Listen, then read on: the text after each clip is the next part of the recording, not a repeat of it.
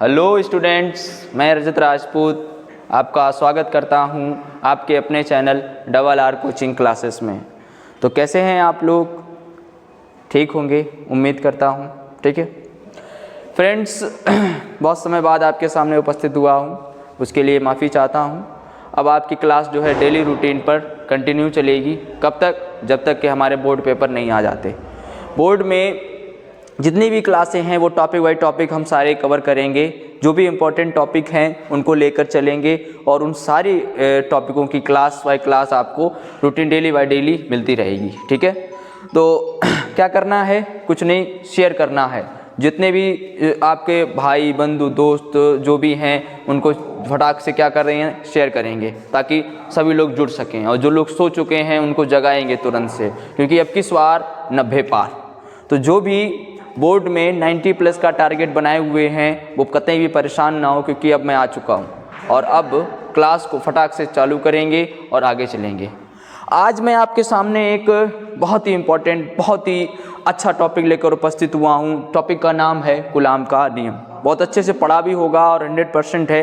ये 3 या 4 नंबर या 1 नंबर 2 नंबर में पूछे जाता है, हर साल बोर्ड में आता है। ठीक है, गुलाम का नियम। चलो सबसे पहले चर्चा करते हैं। गुलाम कौन थे भैया? गुलाम एक प्राणी थे जो उत्पन्न हुए पृथ्वी पर उत्पन्न हुए थे। उन्होंने अपना एक नियम दिया।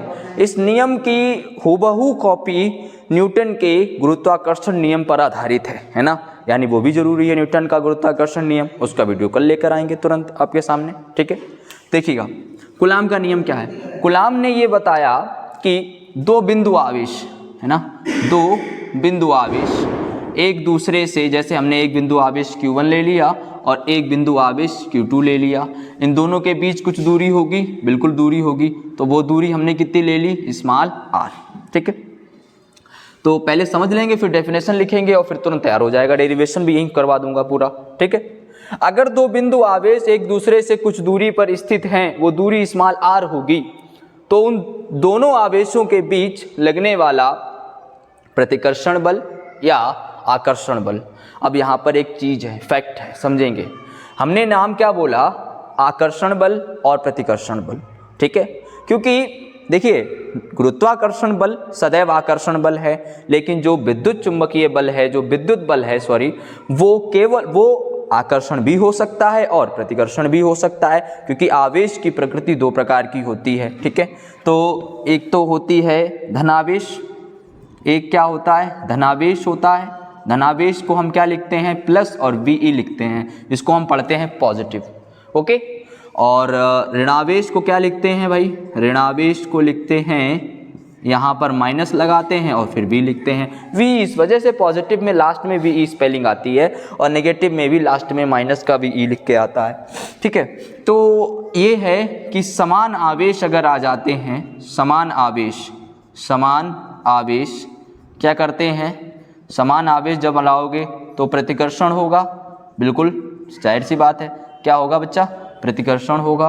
और जब विपरीत आवेश लाओगे, एक प्लस और एक माइनस, जब विपरीत आवेश आएंगे तब क्या होगा? तब आकर्षण होगा। ठीक है, यानी जब समान आवेश तब प्रतिकर्षण हो रहा था और जब विपरीत आवेश तब क्या हो रहा था? आकर्षण हो रहा था। ठीक है, तो यही हम नियम में समझेंगे। क्या नियम में समझेंगे? यहाँ पर सबसे पहले नियम लिखेंगे। क्या लिखेंगे? इस नियम के अनुसार, जैसे मैं बता रहा हूँ बिल्कुल बोर्ड में वैसे ही छाप के आना है भाई। इस नियम के अनुसार, ठीक है, कॉमा इन्वर्टेड कॉमा में। ठीक है, किन्हीं 2 बिंदु के बीच, किन्हीं दो बिंदु आवेशों के बीच, किन्हीं 2 बिंदु आवेशों के बीच लगने वाला, किन्हीं 2 बिंदु आवेशों के बीच लगने वाला आकर्षण या प्रतिकर्षण बल, आकर्षण या प्रतिकर्षण बल क्या हो जाएगा? दोनों आवेशों के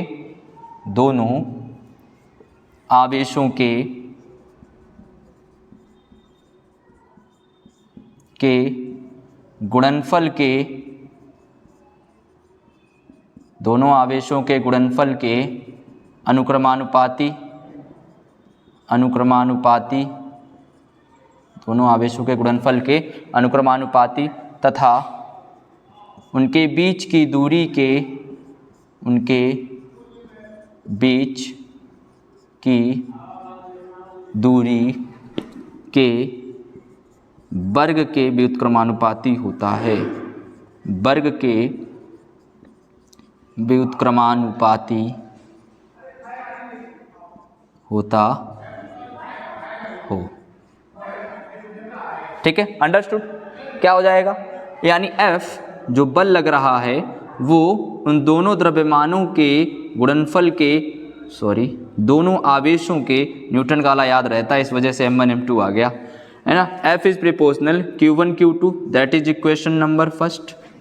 और उनके बीच की दूरी कितनी है बच्चा, R है, तो इसके बीच की दूरी के वर्ग के कैसा है, व्युत्क्रमानुपाती है, that is equation number second. दोनों को संयुक्त कर दो, है ना, दोनों को संयुक्त करने पर क्या हो जाएगा, F प्रोपोर्शनल Q1 Q2 बटे R स्क्वायर। ठीक है, F is proportional Q1 Q2 upon R square. अब ये प्रोपोर्शनल का साइन है, बहुत समस्या है।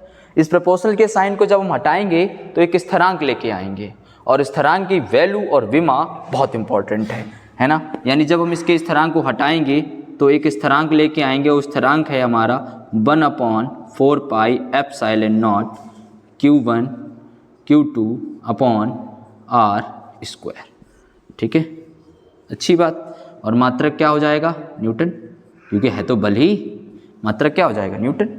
ठीक है, यानी हमारा क्या हो जाएगा, F is equal to 1/4 pi epsilon not Q1 Q2 upon R square. Okay, जहाँ पे ये चीज़ देखो, ये क्या है, लिखेंगे यहाँ पे, जहाँ 1/4 पाई एप्सिलॉन नॉट एक नियतांक है, एक क्या है बच्चा, नियतांक है। अब नियतांक है तो उसके बारे में भी हम लिख ले रहे, नियतांक है क्या है, आ जाओ देखो, इसकी मान होता है, मतलब इसका मान होता है 1/4 पाई एप्सिलॉन नॉट का मान 9 गुणे 10 की पावर 9। मात्रक इंपॉर्टेंट है, न्यूटन मीटर स्क्वायर प्रति कूलाम स्क्वायर। ठीक है, यहाँ से 1/4 पाई एप्सिलॉन नॉट का मान क्या है, 9 गुणे 10 की घात 9। यानी अब हम कैसे लिख सकते लगने वाले बल को, F बराबर लिख सकते 9 में गुणे 10 की पावर 9, फिर Q1 फिर Q2 बटे R स्क्वायर। ठीक है, ओके। जहाँ एक वर्ड आया हुआ है एप, इसको क्या पढ़ते,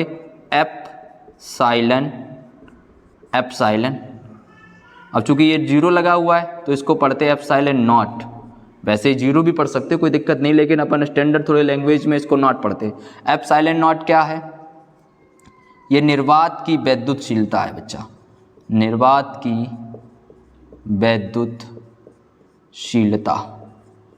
अब निर्वात की अगर वैद्युतशीलता है तो इसका भी कुछ प्रभाव होगा, बिल्कुल होगा, जिसका मान कितना होता है 8.85 गुणे 10 की घात -12, और मात्रक उल्टा हो जाता है इस पे, कूलाम स्क्वायर प्रति न्यूटन मीटर स्क्वायर। ठीक है, यहाँ से इस चीज़ को याद रखेंगे सभी लोग फटाक से, है ना। तो न्यूटन ने क्या बोला कि अगर दो बिंदु आवेश हैं और उनके बीच, अगर उनको पास में रख रहे हो तो उनके बीच कुछ बल जनरेट हो जाता है। वो बल कितना लग रहा है, उन्होंने कहा वो बल जो है उनके आवेशों के गुणनफल के कैसा है, अनुक्रमानुपाती है, तथा उनके बीच की जो दूरी है उसके वर्ग के कैसे है, व्युत्क्रमानुपाती है। हमने दोनों ही समीकरणों को कंबाइन करके संयुक्त करके लिखा, तो फिर हमने देखा कि एक अन्य और मात्रक आ गया, एक अन्य और एक नियतांक आ गया, कांस्टेंट आ गया। तो उस कांस्टेंट का मान हमने कितना निकाल के रखा, 9 × 10⁹ न्यूटन मीटर स्क्वायर प्रति कूलाम स्क्वायर। और अगर F जो एप्सिलॉन नॉट है वो निर्वात की क्या है, वैद्युतशीलता है, और निर्वात की अगर वैद्युतशीलता है तो इसका भी मान कितना हो जाएगा 8.85 इंटू 10⁻⁻12। ठीक है, इस तरीके से। तो आई होप आप ये टॉपिक आपको समझ में आया होगा। छोटा सा टॉपिक हमने इसी वजह से लिया ताकि आपको पता चल जाए कि वी आर बैक। ओके, कल एक नया वीडियो फिर से लेकर आएंगे, तब तक के लिए जय हिंद।